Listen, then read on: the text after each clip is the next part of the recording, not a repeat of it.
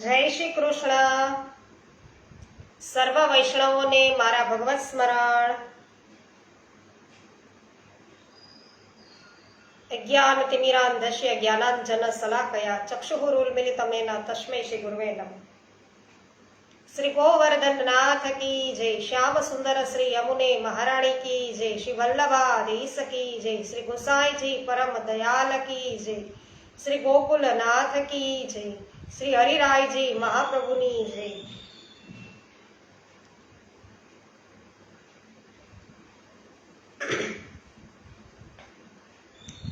શ્રી ગર્ગ સંહિતા અને શ્રી ગર્ગ સંહિતામાં શ્રી મથુરાખંડ અને મથુરાખંડનો આજે અધ્યાય આપણે 7મો લેવાના છીએ. કાંતાબેન કોઠડિયા સર્વપ્રથમ ઉપસ્થિત થયા છે. જય શ્રી કૃષ્ણ કાંતાબેન, સ્વાગત છે આપનું. રેખાબેન પોકિયા, જય શ્રી કૃષ્ણ, સ્વાગત છે આપનું. નારદજી બોલ્યા છે કે હે રાજન, રજકના મસ્તકનું છેદન, ધનુષનું ભાંગવું તથા રક્ષકોના વધના સમાચાર સાંભળીને કંસ ઘણો ભય પામ્યો. તેની સમક્ષ તત્કાળ અપશુકન પ્રગટ્યા. તેનું ડાબું અંગ ફરકવા લાગ્યું. તેને સ્વપ્નમાં પોતાના અંગ ભંગ દેખાયા. તેનાથી દૈત્યોના રાજા કંસને આખી રાત નિંદ્રા આવી નહીં. તેણે સ્વપ્નમાં એવું પણ જોયું કે જાણે તે પ્રકોપથી ઘેરાયેલો છે. તેના આખા દેહમાં તેલ ચોળવામાં આવ્યું છે તથા તે વસ્ત્રહીન થઈને જપા કુસુમની માળા પહેરીને ભેંસ પર બેસીને દક્ષિણ દિશા ભણી જઈ રહ્યો છે. તો તેણે પ્રાતઃકાળે ઉઠીને સેવકોને બોલાવ્યા અને તેને મલ્લક્રીડા મહોત્સવ પ્રારંભ કરવાની આજ્ઞા આપી. સભા મંડપની સામે જ વિશાળ પ્રાંગણયુક્ત સ્થળે રંગભૂમિની રચના કરવામાં આવી. ત્યાં સુવર્ણના સ્તંભો રોપાયા, સોનાના ચંદરવા બંધાયા અને તેમાં મોતીઓની લડીઓ લટકાવવામાં આવી હતી. હે નરેશ્વર, સુંદર સોપાનો અને સુવર્ણમય મંચોથી એ રંગભૂમિ અત્યંત શોભતી હતી. રાજાને માટે રત્નમય સુંદર મંચ સ્થાપિત કરાયો હતો. તેના પર અત્તર છંટાયા. મંચ પર ઇન્દ્રનું સિંહાસન મુકાયું. તેના પર સુંદર બિછાત તથા તકિયા સુસજ્જ રીતે મુકાયા.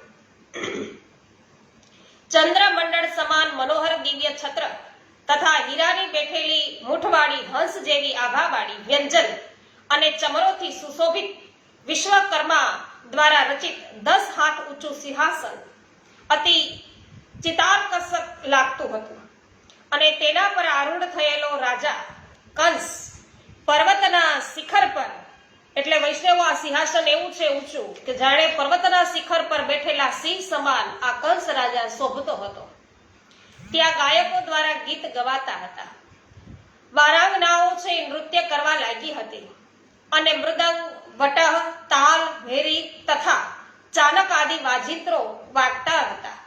હે રાજન, નાના નાના મંડળોના શાસક નરેશ તથા નગર તથા જનપદના નિવાસી મોટા લોક પૃથક પૃથક મંચ પર બેસીને મલ્લયુદ્ધ નિહાળી રહ્યા હતા. ચારુણ, મુષ્ટિક, કુલ, શલ અને તોષલ વગેરે પહેલવાન વ્યાયામ ઉપયોગી ગજરાજના ગંડસ્થળથી મધ ઝરતા હતા. તો દ્વાર પર હાથીને રખાયા હતા. કંસના દ્વારા બોલાવાયેલા નંદરાજ આદિ ગોપ મસ્તક ઝુકાવીને રાજાને ઉત્તમ ભેટ અર્પણ કરીને એક એક મંચનો આશ્રય લઈને બેઠા.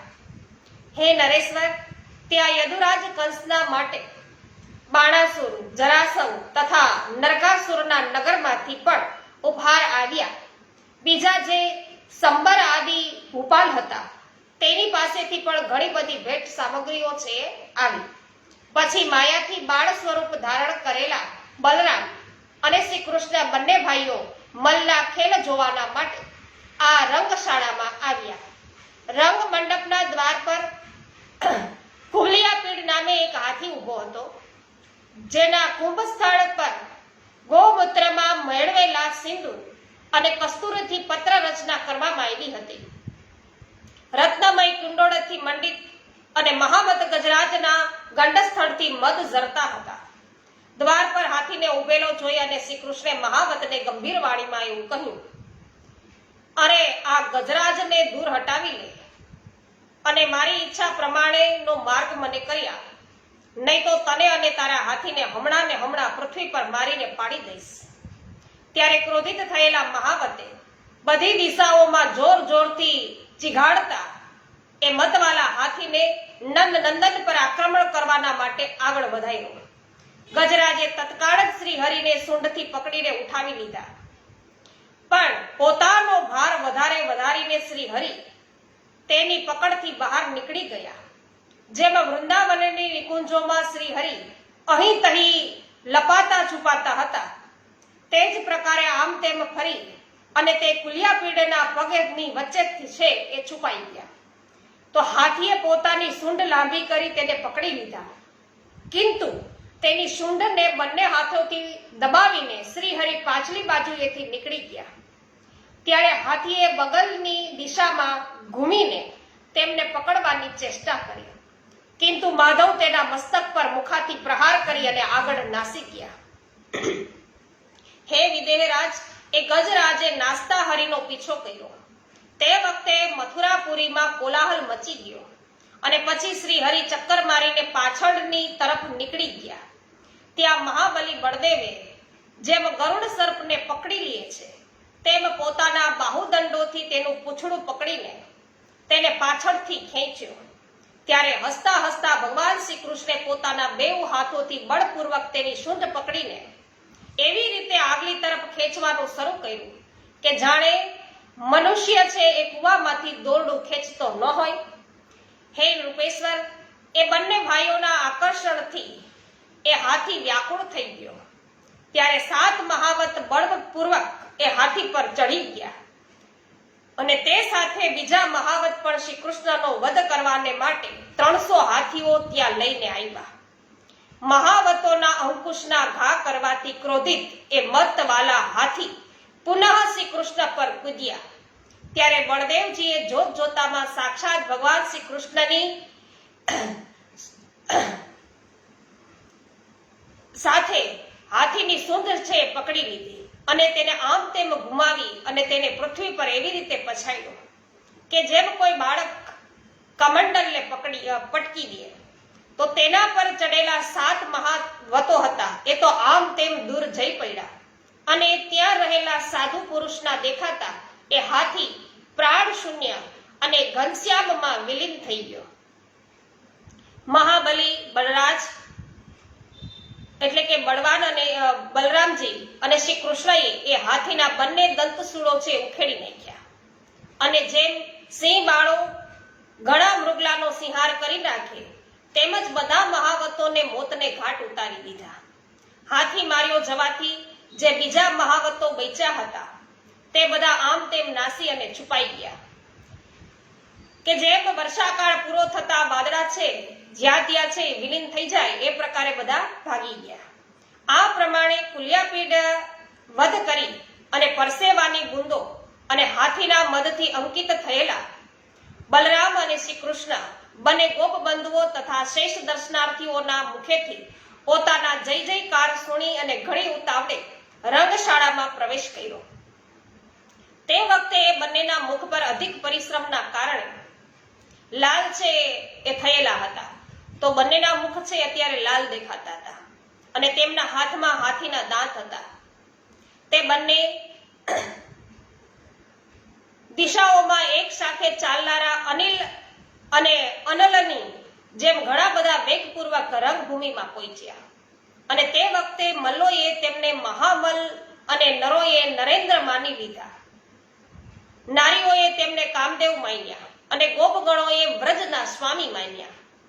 તો પિતાની દ્રષ્ટિમાં તે પુત્ર દેખાયા અને દુષ્ટોને એ દંડધારી યમરાજના સમાન જણાયા.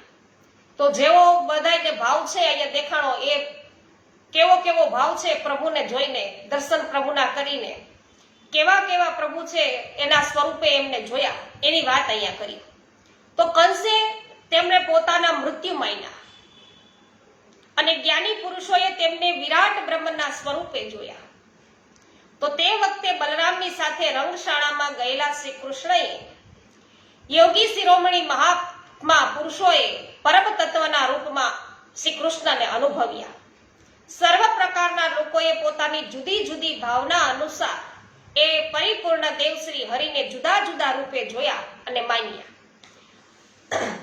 તો હાથીને માર્યા ગયેલા સાંભળીને અને મહાબલી બંધુઓને જોઈને મનસ્વી કંસ મનોમન ભયભીત થયો હતો અને મંચો પર બેઠેલા અન્ય લોકો મનોમન છે એ ખરેખર હરખાતા હતા, હર્ષોલ્લિત થઈ ગયા હતા. જેમ ચંદ્રમાને જોઈને ચકોર સુખી થાય એમ બધાય સુખી થયા. તે પ્રકારે વૈષ્ણવો પ્રભુને જોઈને આનંદ મગ્ન બન્યા બધાય. અને નગરજનો અતિ ઉત્સુક થઈને એકબીજાના કાનમાં કાન છે નાખી અને કહેવા લાગ્યા કે આ બંને વસુદેવ નંદન સાક્ષાત પરમ પુરુષ પરમાત્મા છે. અહો વ્રજમંડળ અત્યંત રમણીય અને શ્રેષ્ઠ છે કે જ્યાં એ સાક્ષાત માધવ વિચરે છે અને જેમના દુર્લભ દર્શન આજે પામીને અમે સર્વોત્તમ ભાવથી છે કૃતાર્થ થયા છીએ. આવા પ્રભુના આજ દર્શન થયા તો બધા પોતાના ભાગ્ય ઉપર છે એ બધા વારી જાય છે કે આપણા ભાગ્ય તો જો કે આજે આ પ્રભુના દર્શન આપણને થયા. નારદજી કહે છે કે હે રામ, હે કૃષ્ણ, આપ બંને ઘણા બળવાન છો, તેથી મહારાજ સમક્ષ પોતાના બળનું પ્રદર્શન કરતા યુદ્ધ કરો. યદુકુળ તિલક મહારાજ કંસ જો આ યુદ્ધથી પ્રસન્ન થઈ જાય તો આપ લોકોની અને અમારી તો કઈ ભલાઈ નહીં થઈ શકે. એટલે મતલબ કઈ ભલાઈ થશે, સર્વનું કલ્યાણ જ થશે, ખાલી અમારું જ નહીં, એમ સર્વ કોઈનું છે એ કલ્યાણ થશે. ભગવાન કહે છે કે રાજાના કૃપા પ્રસાદથી તો અમારી પહેલેથી જ ઘણી ભલાઈ જ છે એ થઈ રહી છે કે କିନ୍ତୁ એટલું ધ્યાન રાખો કે અમે લોક તો બાળકો છીએ, તેની સમાન બળવાળા બાળકો સાથે જ અમારું યુદ્ધ થશે. તેથી યથોચિત વ્યવસ્થા થવી જોઈએ. અહીં અધર્મ યુદ્ધ છે એ કદાપી થવું જોઈએ નહીં. પ્રભુ કે અમે તો બાળકો છીએ. એટલે ચારુણ એવું બોલ્યો કે ન તો આપ બાળક છો અને ન તો બલરામજી પણ કિશોર છે.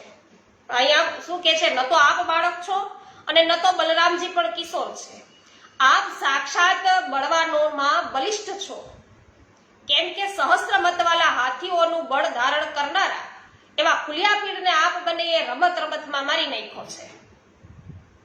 એટલે નારદજી કહે છે કે હે રાજન, ચારુણની આવી વાત સુણીને અધમર્દન ભગવાન શ્રી કૃષ્ણ ચારુણની સાથે અને બળવાન બલરામજી મુષ્ટિકની સાથે મલ્લયુદ્ધ કરવા લાગ્યા.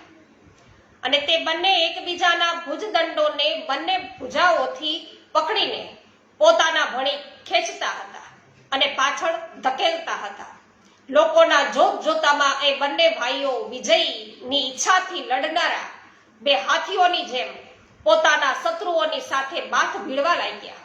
સાક્ષાત શ્રી હરિએ ચારુણના શરીરને બંને હાથો વડે ઉઠાવીને તેના દેહનો ભાર એવી રીતે તોલ્યો કે જેમ બ્રહ્માજી પુણ્ય ભારને તોલ્યા કરે છે. તો પછી મહાવીર ચારુણે ભગવાન શ્રી હરિને એક જ હાથે લીલાપૂર્વક એવી રીતે ઉંચકી લીધા કે જેમ નાગરાજ શેષ ભૂમંડળને પોતાની એક જ ફેડ પર ધારણ કરે છે. તો માધવે પોતાની ભુજાઓના વેગથી ચારુણની ગરદન અને કમરમાં હાથ લગાવીને તેને ઉઠાવ્યો અને એકાએક પૃથ્વી પર પટક્યો. એક બાજુ શ્રી કૃષ્ણ અને ચારુણ તથી બીજી બાજુ બલરામજી અને મુષ્ટિક એકબીજાને હાથો, ઘૂંટણો, પગો, ભુજાઓ, છાતીઓ, આંગળીઓ અને મુકાથી મારવા લાગ્યા. બલરામ અને શ્રી કૃષ્ણના મુખો પર પરિશ્રમ જનિત પરસેવાના બુંદો જોઈને દયાથી દ્રવિત થઈને તે વખતે મહેલના બારણે પાસે ઉભેલી રાણીઓથી પરસ્પર એવું કહેવા લાગી. રાણીઓ બધી વાતો કરવા લાગી. શું સ્ત્રીઓ શું બોલી કે હું રાજાના મોજૂદ હોવા છતાં તેમની સમક્ષ સભામાં ઘણો મોટો અધર્મ થઈ રહ્યો છે. ક્યાં વજ્રના સમાન સુદઢ શરીર વાળા એ પહેલવાનો અને ક્યાં ફૂલ જેવા સુકુમાર કોમળ બાળકો બલરામ અને શ્રી કૃષ્ણ. અહો, અમે મથુરાવાસીઓનું કેવું આ દુર્ભાગ્ય કહેવાય કે એમને આટલા દિવસે તેમના દર્શન થયા અને તે પણ આ યુદ્ધના અવસર પર.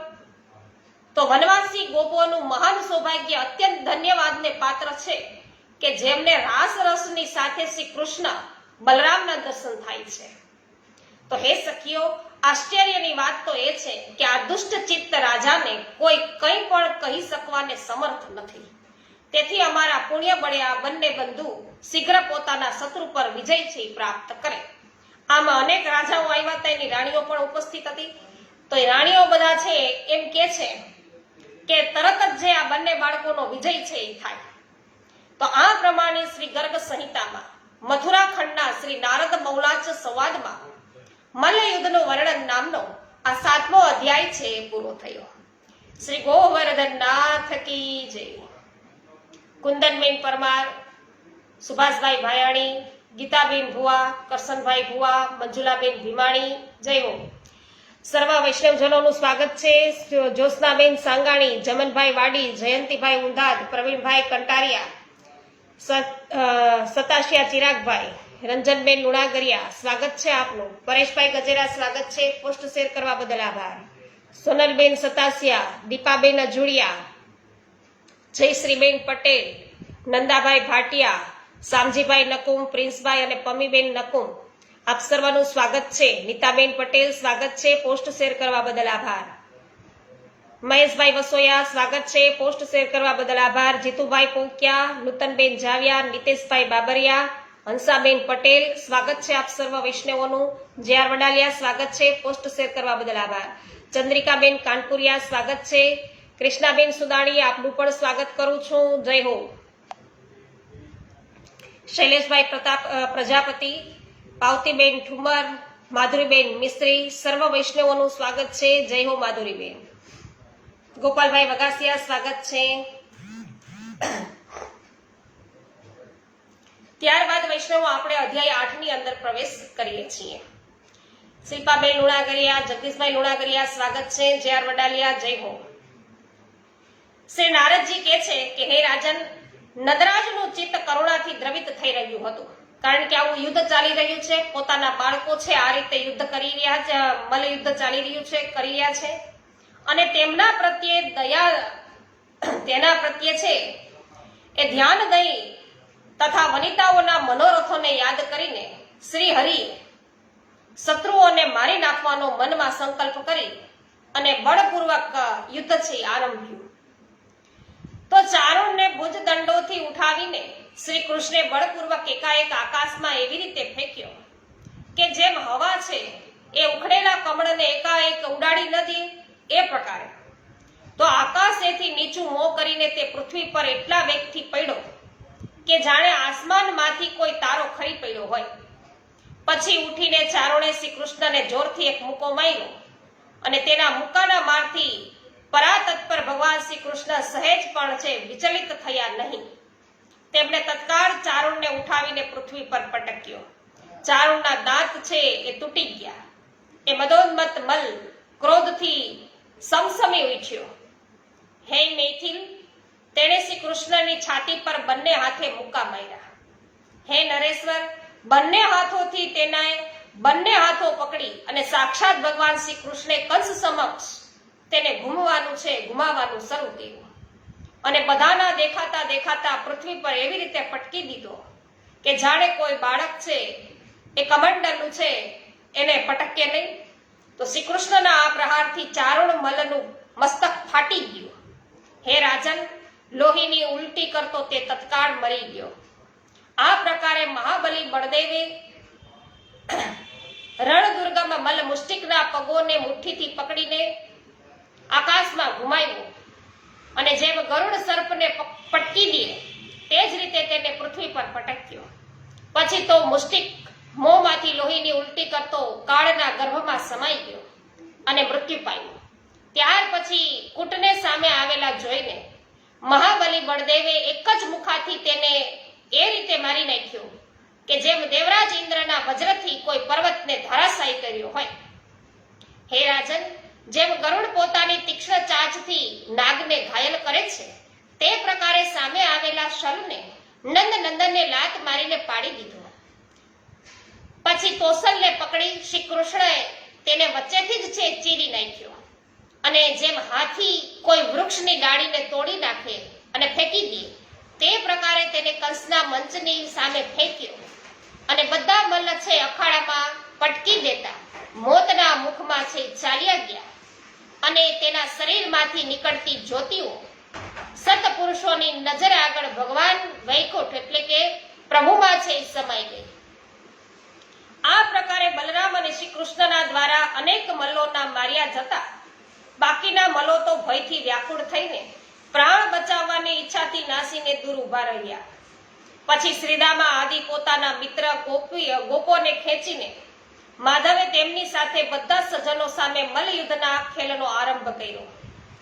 કિરીટ, કુંડળધારી બલરામ તથા શ્રી કૃષ્ણના ગ્વાલ બાળોની સાથે રંગભૂમિમાં વિહાર કરતા જોઈને સમસ્ત નગરવાસીઓ આશ્ચર્યચકિત થઈ ગયા.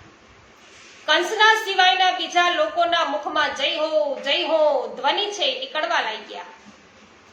તો પ્રભુની જય હો વૈષ્ણવો આવા ધ્વનિ જય હો ના નીકળવા લાગ્યા. બધી તરફથી સાધુવાદ સંભળાવા લાગ્યા અને નગારા પણ છે એ વાગવા લાગ્યા. પોતાનો પરાજય જોઈ અને કંસ અત્યંત ક્રોધથી વિહવળ થયો અને વાજિંત્રો બંધ કરાવવાની આજ્ઞા આપી અને ફફડતા હોઠથી એ બોલ્યો, વસુદેવના બંને પુત્રો ખોટી બુદ્ધિ અને ખોટા વિચારવાળા છે કે કંસ કે બંનેને હટાવીને શીઘ્ર મારા નગરમાંથી કાઢો કે વ્રજવાસીઓનું સગળું ધન હરી લ્યો અને દુર્બુદ્ધિ નંદને તરત જ કેદ કરી લ્યો કે નંદ બાવાને કેદ કરવાનું કીધું. તો આજે મારા દુર્બુદ્ધિ પિતા શૂરપુત્ર ઉગ્રસેનનું પણ મસ્તક છે એ તરત જ કાપી નાખો. લે કે એના પિતાનું અહીંયા કે મસ્તક ઉતારી નાખો.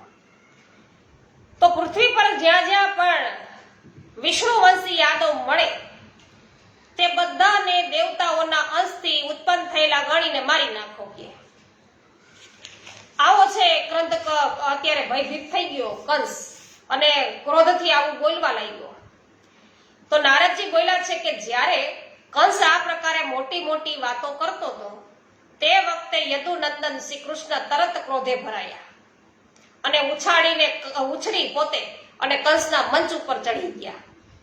તો પોતાના મૂર્તિમંત એવા મૃત્યુને આવતા જોઈ અને કંસ ઉઠીને તરત ઊભો થઈ ગયો અને એ મદમત નરેશે શ્રી કૃષ્ણને ધમકાવીને ઢાલ તલવાર છે હાથમાં લીધી. શ્રી કૃષ્ણે ઢાલ તલવાર લઈ અને કંસને તરત જ બેઉ હાથો વડે એવી રીતે પકડી લીધો કે જેમ પક્ષીરાજ ગરુડ પોતાની ચાંચથી કોઈ વિષધર સર્પને દાબી ન દે.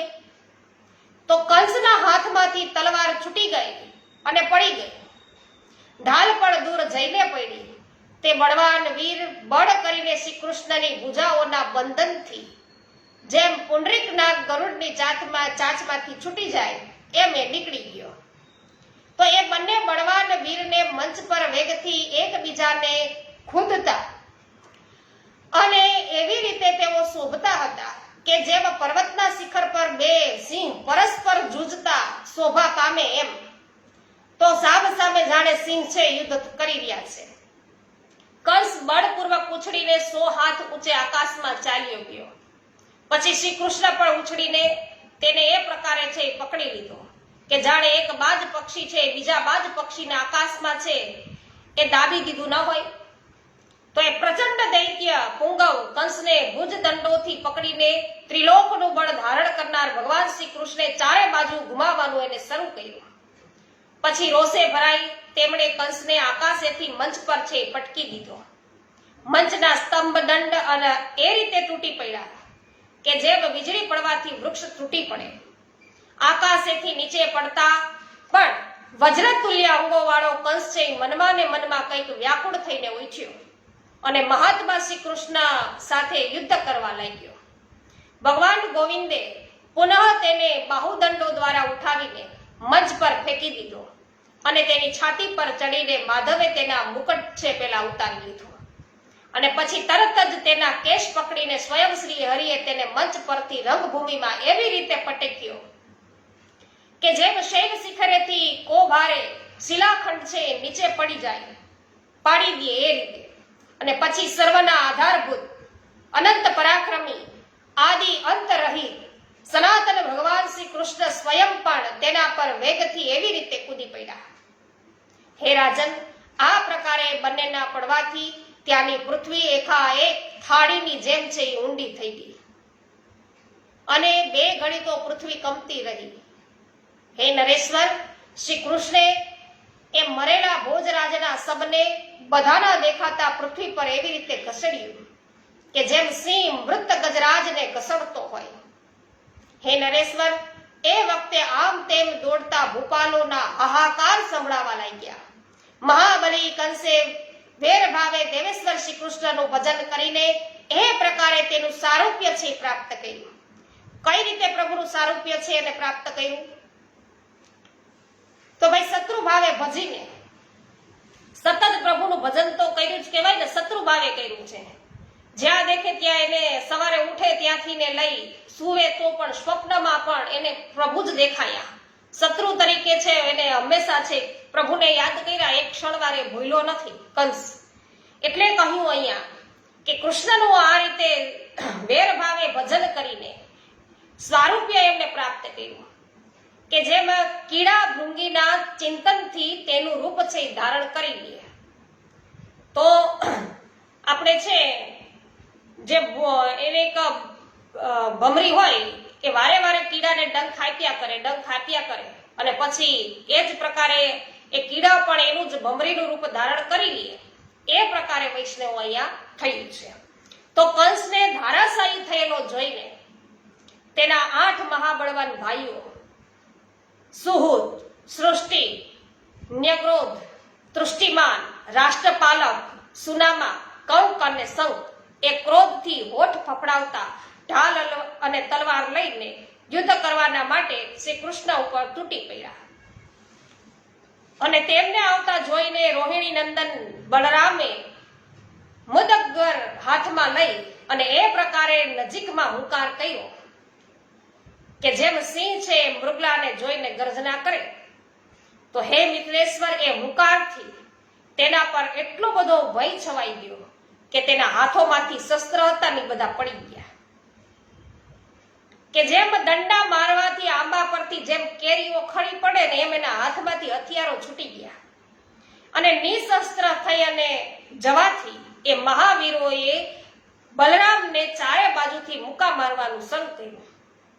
ઠીક એ પ્રમાણે કે જેમ હાથી કોઈ પર્વતને પોતાની સૂંઢ વડે આમ તેમ છે મારતો હોય, તો બલરામજીએ સૃષ્ટિ અને સુનામાને મગદગરથી છે મારી નાખ્યા.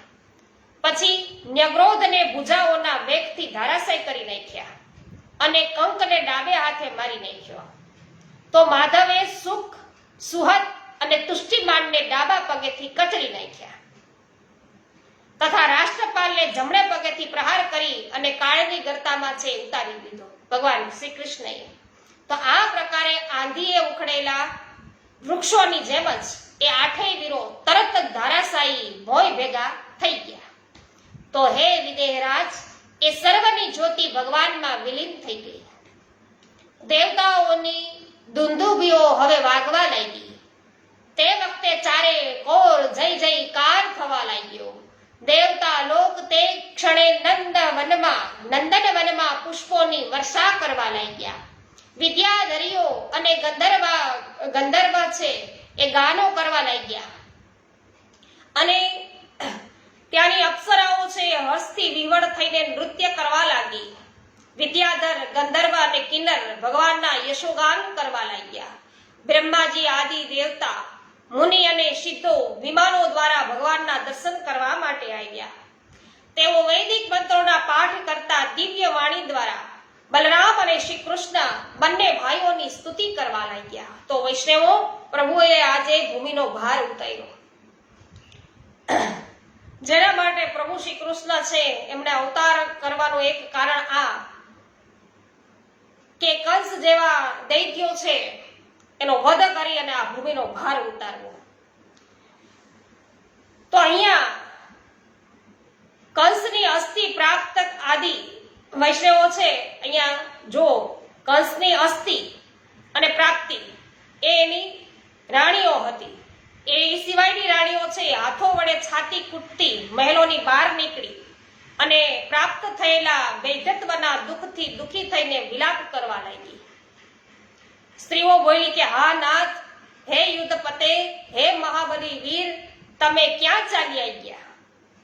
તમે તો ત્રિભુવન વિજયી તથા સાક્ષાત દેવતાઓ છે એને માટે પણ દુર્લભ દુર્જય વીર હતા. તો તમે નિર્દય થઈને પોતાની બહેનના નવનીત બાળકોની હત્યા કરી હતી અને 10 દિવસથી ઓછા અને વધારે ઉંમરના બીજા એવા બાળકોને પણ તમે બળપૂર્વક વધ કરી નાખ્યા. હવે એની સ્ત્રીઓ છે કંસને કહે છે, એ મરી ગયા પછી છાતીઓ કૂટતી બધી બહાર આવી અને હવે કંસના સબ પાસે આવીને શું કહે છે કે તમે નિર્દય થઈ ગયા હતા અને તમે તમારા જ બહેનના છે એ બાળકોની હત્યા કરી નાખી. એ સિવાય ગોકુળમાં મોકલા હતા, ન્યાય પણ પૂતનાને મોકલી તો નાના બાળકોના બધાના વધ કરાવ્યા. 10 દિવસથી ઓછા અને એનાથી થોડીક વધારે ઉંમરના બીજા બાળકો છે એને પણ તમે બળપૂર્વક છે એનો વધ કરી નાખ્યો. એના ઘોર પાપના કારણે તમે આ દશાને પ્રાપ્ત થયા છો. નારદજી કહે છે કે હે રાજન, આ પ્રકારે અશ્રુથી ભીંજાયેલા મુખવાળી બિન દુખી રાજપત્નીઓ છે એને ધીરજ આપી અને લોક ભવન ભગવાને યમુનાજીના તટ પર શ્રીખંડ ચંદનયુક્ત ચિતાઓ કરાવી અને માર્યા ગયેલા મામાઓની પારલૌકિક ક્રિયાઓ કરાવીને સર્વને સમજાવ્યા. તો અહીંયા મામાની છે પારલૌકિક ક્રિયા કરાવી છે વૈષ્ણવો પ્રભુએ.